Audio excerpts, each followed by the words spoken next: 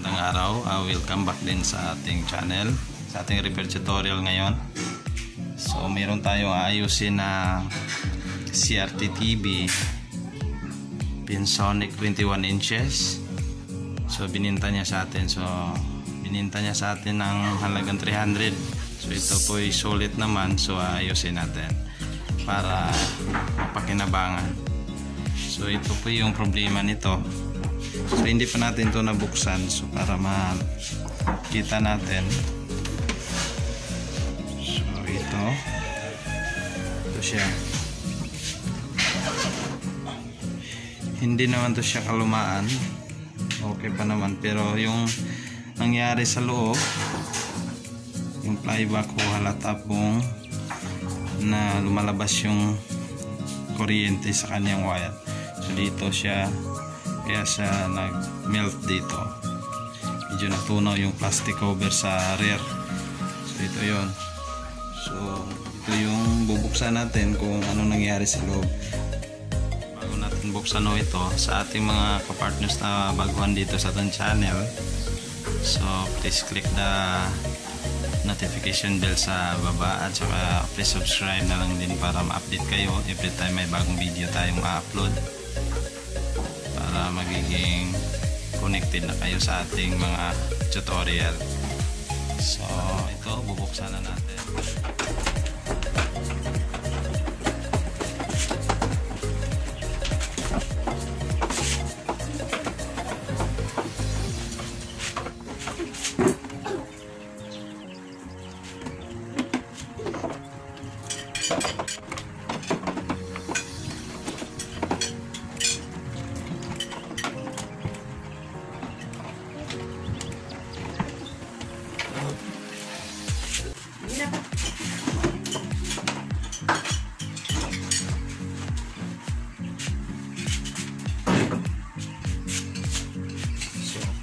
Ito po yung problema. So yun, ito po yung nirepair na po ito. Ito yung problema niya kasi yung wire ng flyback papunta sa kanyang cap. Ito po yung nagkaroon ng problema dito. Nag-leak yung kuryente dito. Tapos dito niya nirepair. Nagyan ng stick glue at saka masking tape. So hindi to pulido na napagkagawa, kaya bumigay. Lumalabas ulit yung kuryente dito at saka kaya natunaw yung ano. Hindi na natin isubukan i-test kasi itong flyback, kapag i-plug mo to sa 20 diretso, ito isilit yung kuryente dito. So ang nangyari dito, nasunog po yung nilagay na glue at saka yung masking tape kasi hindi tama yung pagkalagay.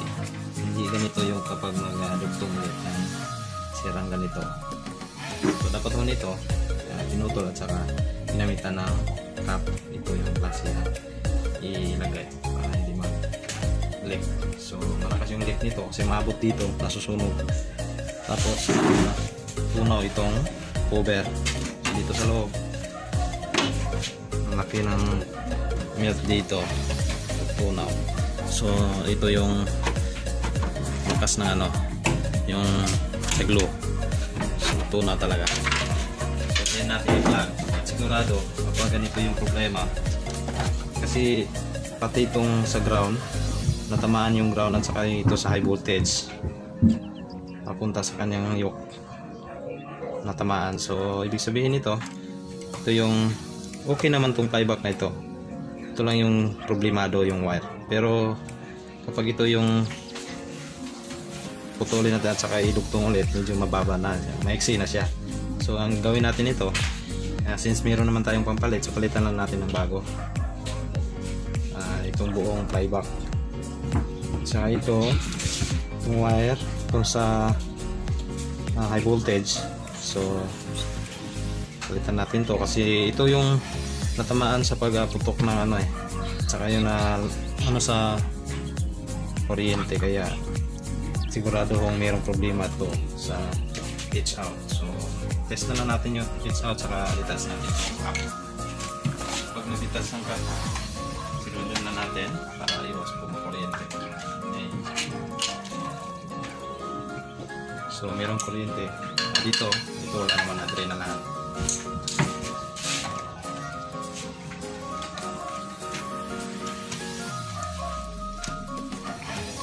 check natin tong edge out niya ito. Kung maayos pa ba yung edge out. Kasi natamaan yung ground. Tsaka yung high voltage.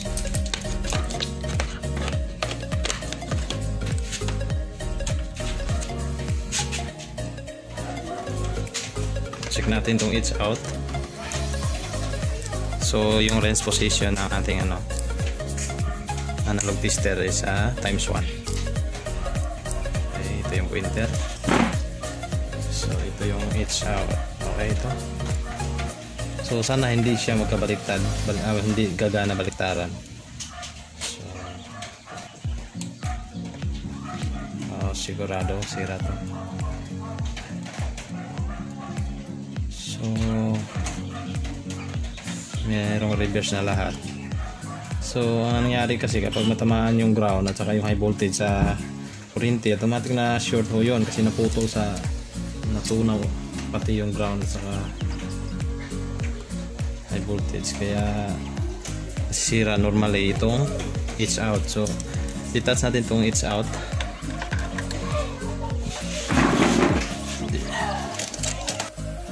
Linisan ko muna itong pump, yung dispenser yung pump natin para maayos siya hihigop. So, hang natin, tapos test natin ulit.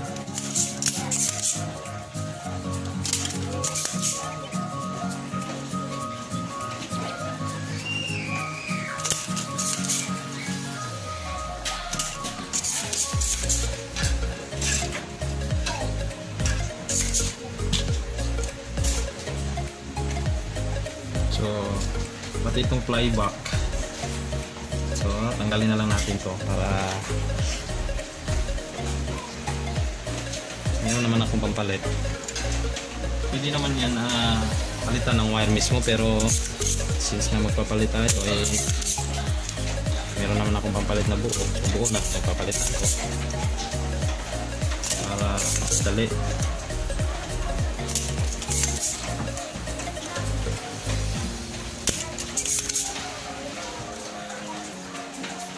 Maganda pa naman tong CRT TV na ito. So, sana wala itong problema, ito lang.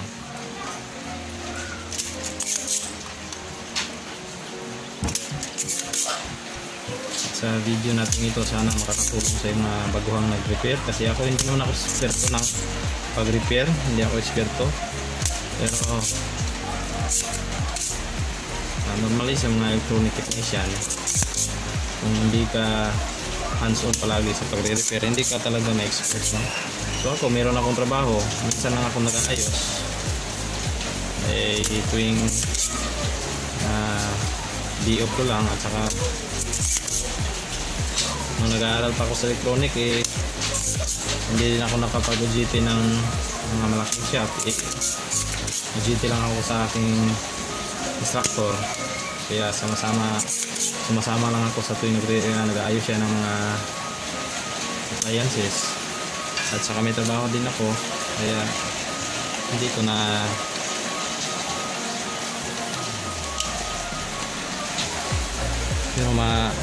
pero naman alam ko naman kung paano mag-repair. So ito na, flyback na ito.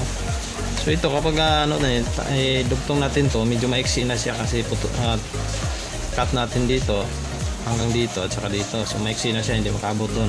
Kailangan na palitan, pero wala akong pangpalit na itong cord. Pero meron akong bagong pangpalit na lang, so mas madali. Ito, meron akong board dito, yung mga savings ko na mga universal board. Ito yung pang 21 to 29. So pwede palit. So ito, pinangin ko lang to. So yun lang naman sa posibleng sira. So tanggalin natin to para makuha natin tong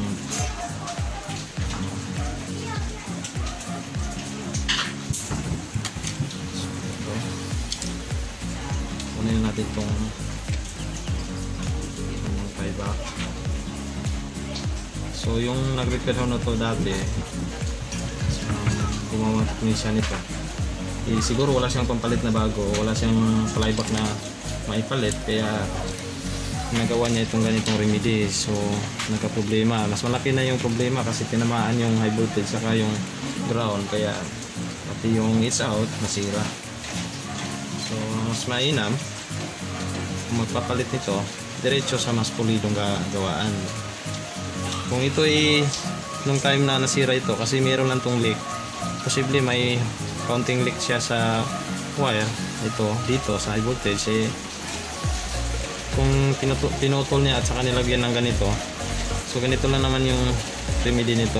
Mas maganda kumuha siya ng ganitong cup, tapos pinutol niya dito, tapos tinapat niya dun sa may leak, tapos lagyan ng glue, mas pulido. Pero yung ginawa niya may problema to kasi glue lang at saka masking tape.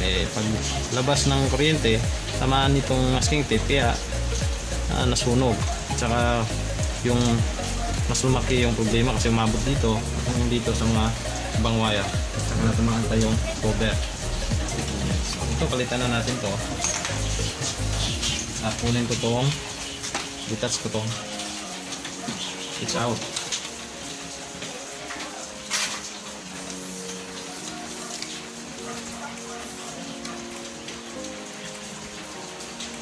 Naninipit na siya.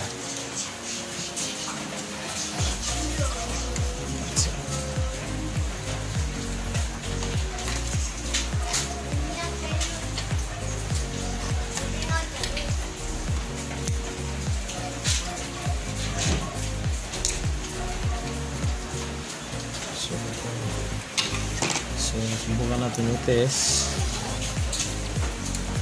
So yung number nito D1555, no? So 1555. So ito yung gamit niyang. So pasensya na ako sa audio natin kasi medyo may ulan sa labas.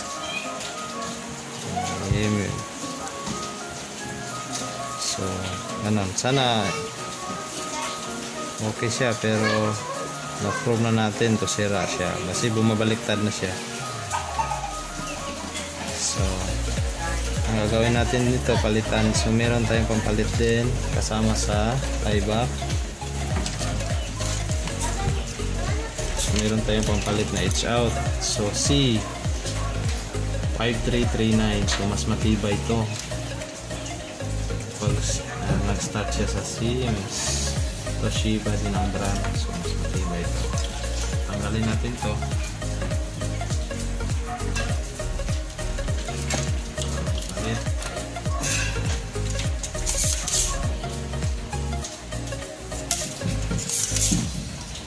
So panghihinan ko na yung ibang paa ng flyback nito. It's out na lang.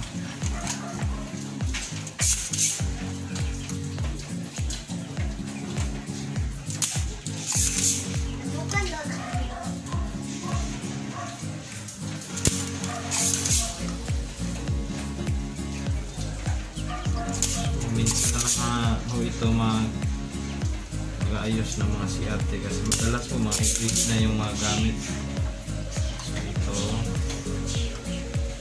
minsan lang tayo mag-aayos ng mga CRT. Minsan nga mahirapan ako mag-repair ng CRT kasi nakalimutan ko na siya. Mga diskarte sa CRT.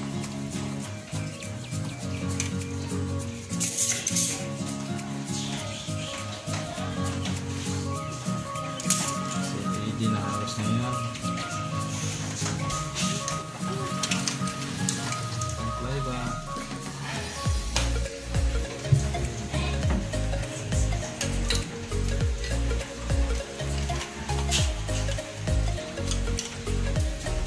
So ito na yung bagong pampalit natin.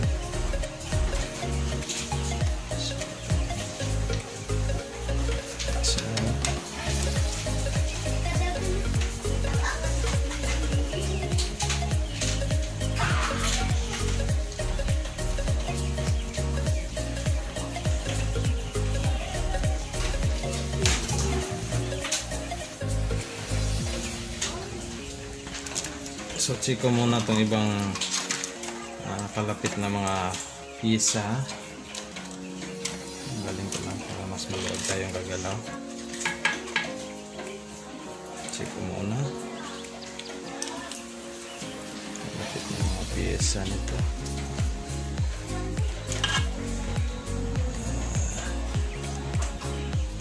Okay. Sipor.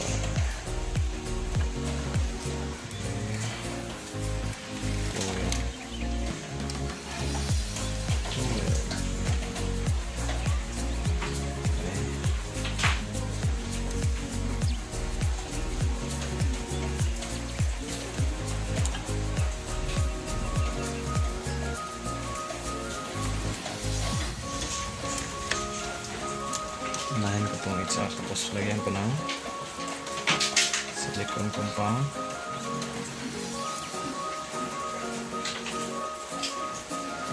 Tulong ko para iinit siya.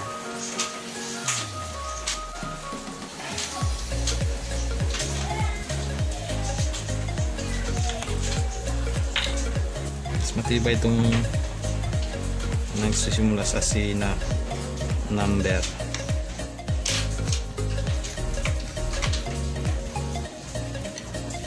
Unahin natin to sa paglagay yung it's out kasi mas ano siya, hirap siyang i-kabit kung meron na siyang tie bar. Kita natin na ayos. Yung init diretso sa heatsink. So ayos. Tapos sunod, flyback.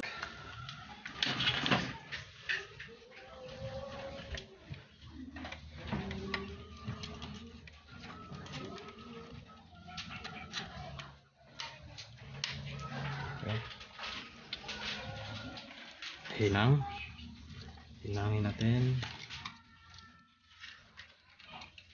Okay. Ito na ito kasi madami.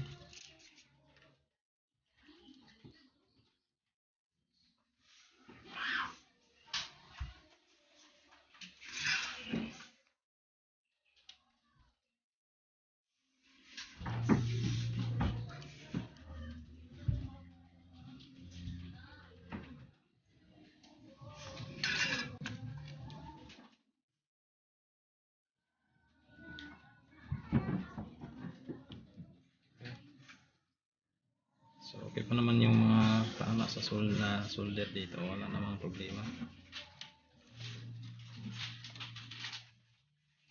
Okay.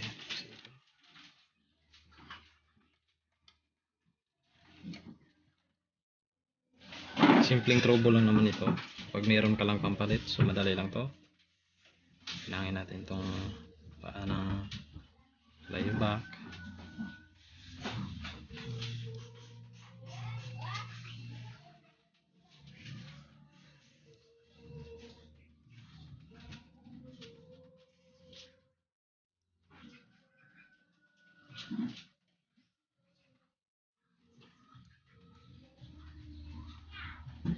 Kung yung nag-aayos nito, kung meron lang itong pampalit siguro, hindi na aabot sa ganito.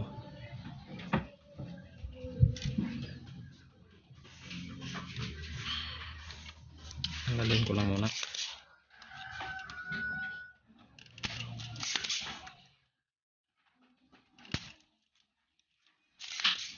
Sayang.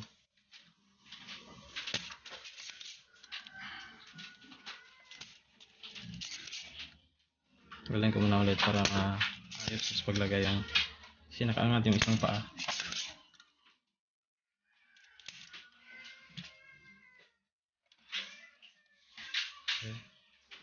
Okay. Hindi ko napansin yung paa ng flyback.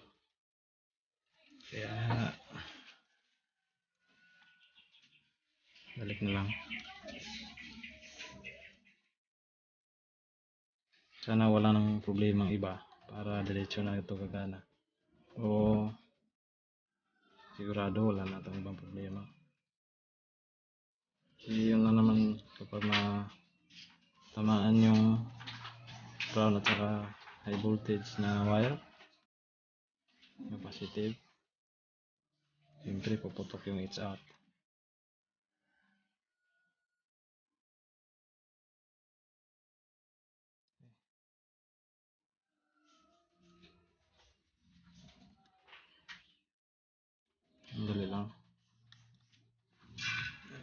That's out.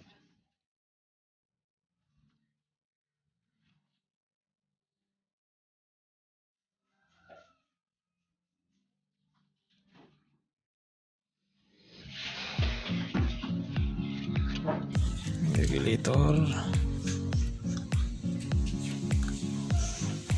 Ayusin natin yung vertical.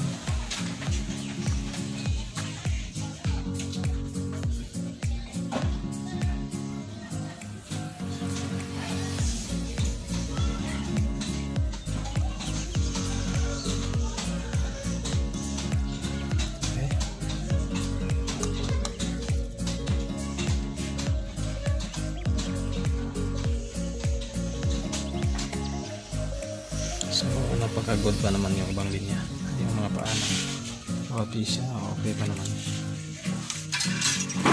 Tama ka din, nakadikit na. Yes Sintado.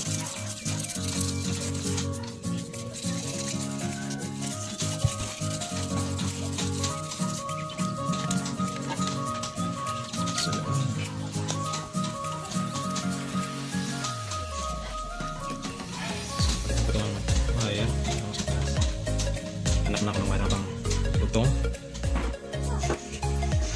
Ito natin ito. Dito.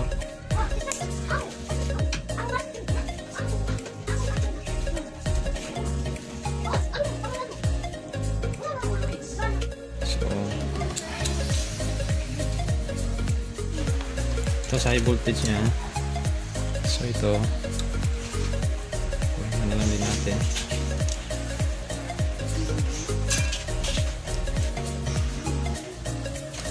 Itong sa ground, ito yung sa ground.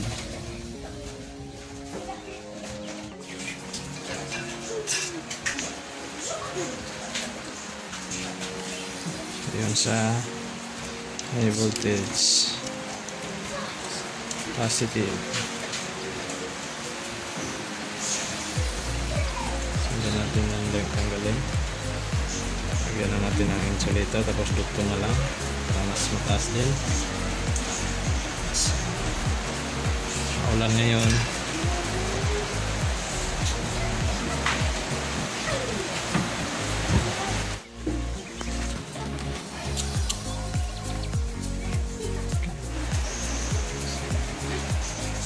Yung ground, yung problema itong ground na putol. Kailangan to. So,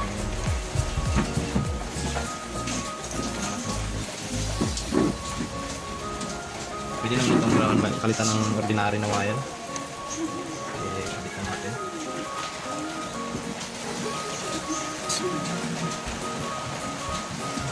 Sa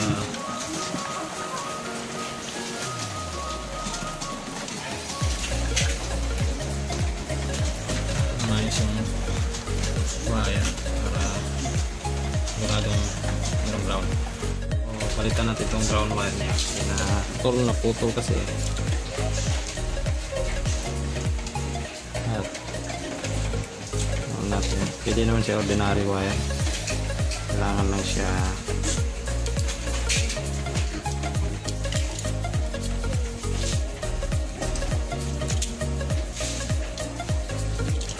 ito.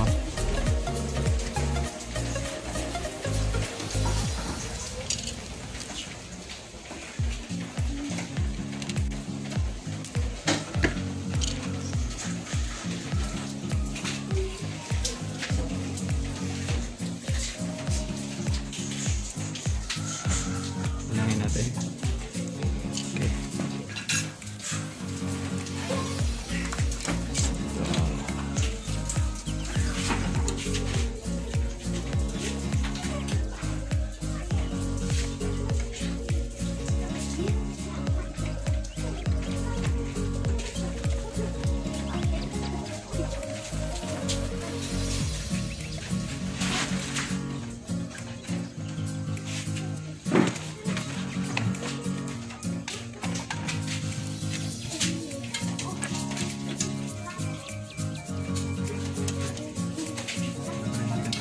Sira kapag walang ground.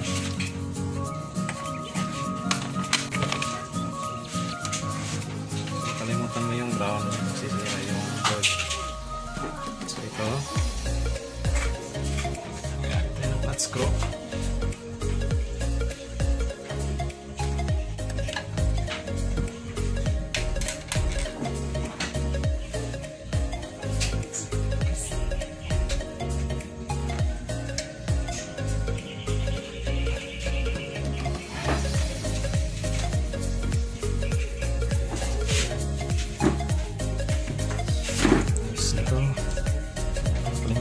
voltage. So,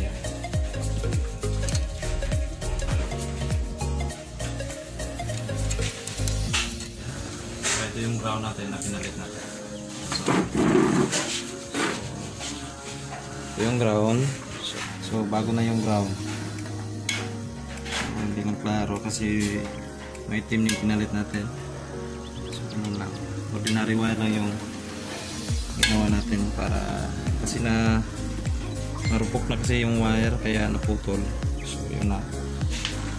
So ito na yung kinabit nating bagong flyback.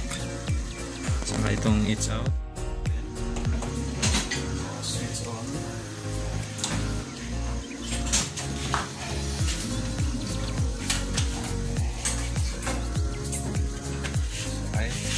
Ilaw na yung light.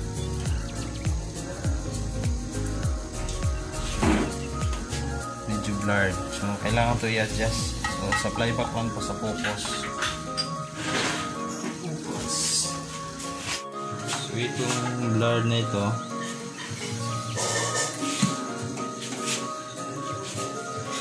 so parang blur siya. Focus lang yan.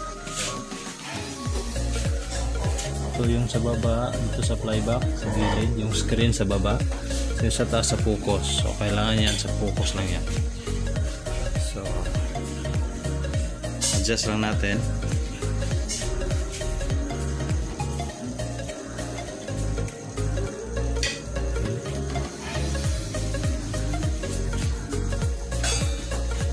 Ayun. Araw na yung brand Pinsonic. Okay, so yun, klaro na.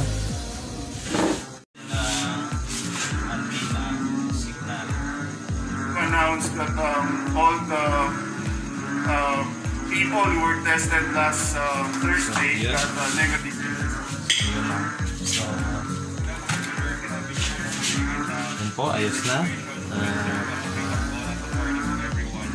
Pwede na ito ma-sold out. So maraming salamat po at saka sa ating mga ka-partners na hindi pa naging subscriber natin, para maging connected tayo at magiging updated every time may video tayo na i-upload. So huwag kalimutan i-subscribe yung channel natin para naman makukuha kayo ng ibang mga idea about repair.